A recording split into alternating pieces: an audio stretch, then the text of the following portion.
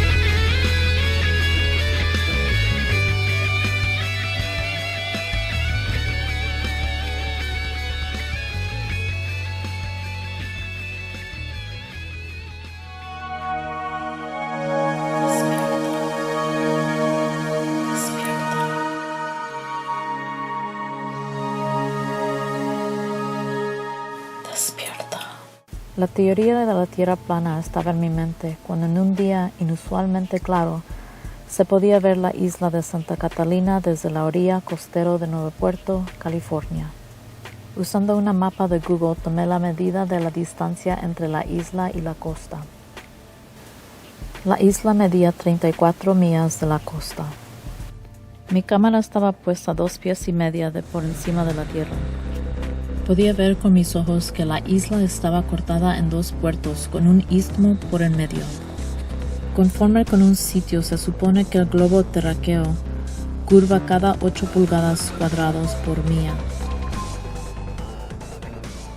Esto haría la distancia que estamos mirando desde la orilla costero, unos 700 pies. Me puse a pensar, ¿sería correcto la información de Google Earth? La estimación de elevación que vemos al lado izquierdo mide 1105 pies de altura. Con esta matemáticas, incluso con la medida de la curva de la Tierra, ¿no debemos ser capaces de ver esta parte de la isla?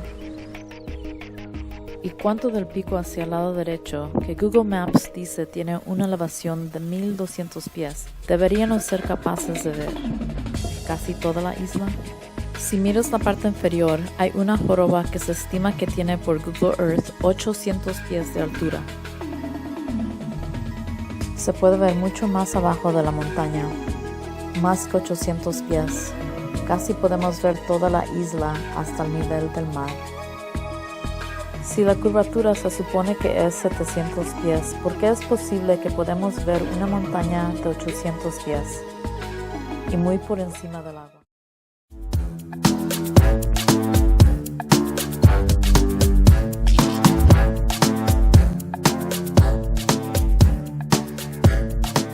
Greetings, people of cyberspace. Meat space possibly too. Welcome to this long-awaited follow-up to the Wellington Harbour curvature test. Rumour has it that on a clear day, with everything in the sky just right, you can see all the way to the South Island, and that's much further and much bigger than wee Kapiti Island. So I decided to take a drive around the Wellington coast with my camera and a couple of lenses to test this legend out. I'm going to show each place I drive to in Google Earth and take a few photos so you know it all checks out. So here we are zooming into Orfido Bay. First stop is that's the closest point in Wellington to the South Island that can be accessed with a regular vehicle. And those mountains I think are the South Island. Let's see if we can see them through the camera. Yeah, that looks to be a mountain over there. And through my telephoto lens, my god, it's the South Island. It's a pretty big mountain, that one. I wonder how far away it is, we'll check that out later. Now off to Island Bay, the west side of Island Bay. Very imaginatively named by the conquering Europeans, who the Māori called Pakeha, which translates roughly to white pigs. Very apt, but I will say this, the Māori did a whole lot better than most indigenous cultures. The dirty Pakeha didn't know what they'd got themselves in for when they came to New Zealand. And I think that's the same mountains over there. And yeah, I got my trusty compass just so you guys know I'm not lying, and look, I even got footage, a panorama of our lovely southern coast. And there's that mountain again, and my photo of the mountain.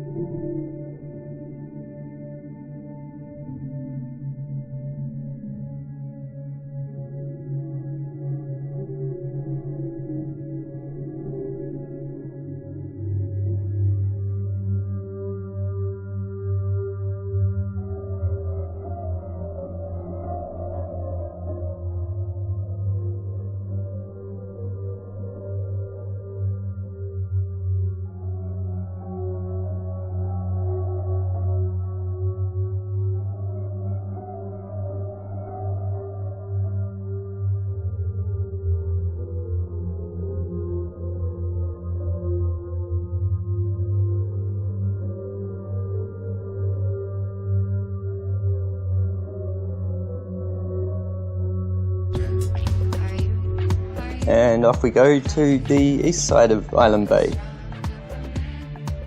The Māori called that island Tapu Te Ranga, and it's said to be patua, which is kind of like sacred.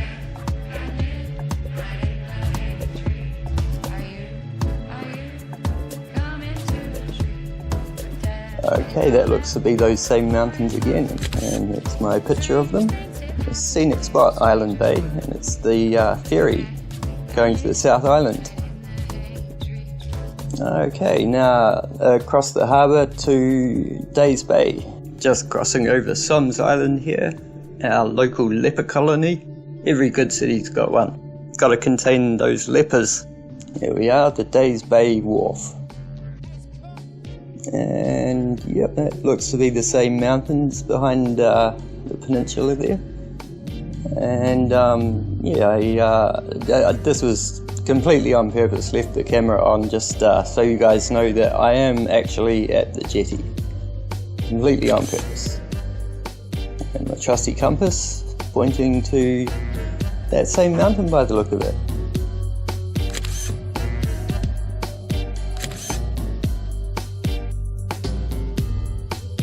Let's go check out these mountains. Okay, zooming out and over the South Island. They're a bit further away than I thought. Yeah, that's quite a distance. That's 93 and 81 miles. I had no idea they were that far. Okay, I found this on the web. It's to help measure curvature, and it takes into account the height above sea level that you're measuring from. As you can see, the 12 feet, that corresponds to the height on the jetty that I took these photos. Wow, so from the Days Bay Wharf, undercoat should be obscured up to 1604 meters, so that only leaves 1,000 meters that we should be seeing, but it seems we can see pretty much all the way down to sea level. That's a whole mile which should be obscured by the horizon. I don't think we're seeing that. Let's go back to those first shots we took at Orfido Bay, because one of those has got a perfect profile, missing the mountain to the right a little bit, but we should be able to figure out what's what. Check this out. I'll end the video with this. Make up your own mind.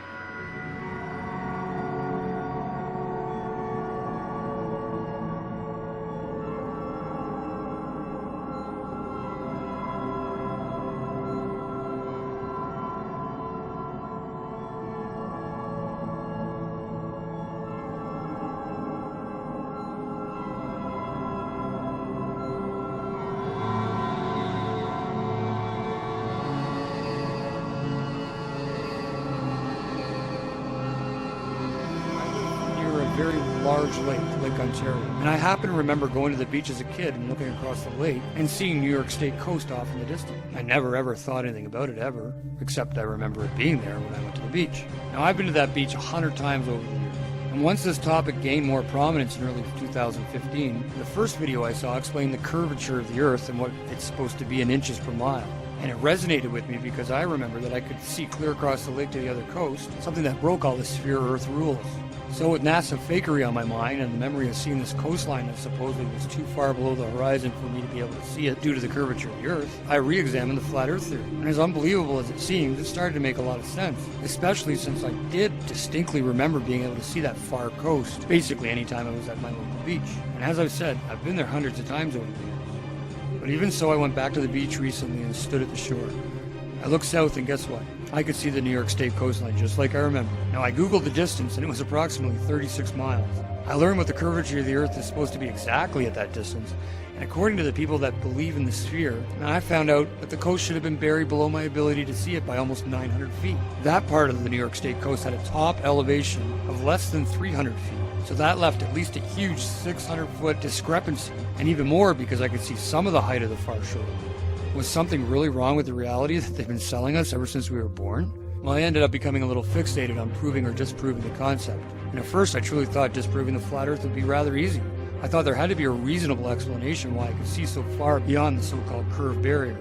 I learned about light refraction and superior mirages. I learned about perspective and horizons. I learned about how our eyes work. I viewed dozens of similar experiences on YouTube. I listened to experts and people who thought they had logical but spherical explanations. In fact, I tried for a few months to debunk the concept, but just couldn't. The more I looked into it, the more sense it made, and the less likely that the sphere model we've been spoon-fed since birth was a reality. It's just flat out wrong. And as more people shared their experiences and proofs online, it only added to my growing, pretty much unwavering belief that the world is not what we've been told. And learning about how our eyes work and how perspective work helps a lot with understanding sunrises and sunsets and ships disappearing hull first at sea and other supposed sphere Earth proofs. I can't say for certain what shape the Earth is or how big it is, or if there's an Antarctic ring or a barrier beyond it, or if it's an infinite plane. Maybe everything we theorize is not complete.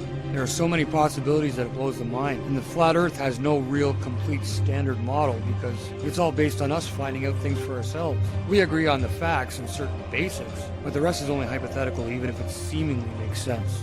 And as the evidence mounts for both the flat Earth and against the sphere, I wanted to create a special place where folks can learn and share what they've learned with other supporters.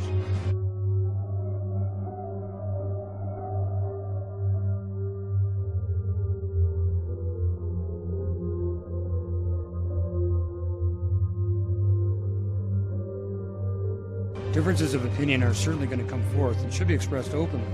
But remember that the goal of my videos and their corresponding threads is to provide the opportunity to use each of us to learn and grow in any area that any of us has a problem in. If there is a thing you can't understand, then ask. Someone will have an opinion and we can go from there. If you have a point to make against what is considered an accepted flat Earth fact, please provide any relevant links or supporting proofs or videos.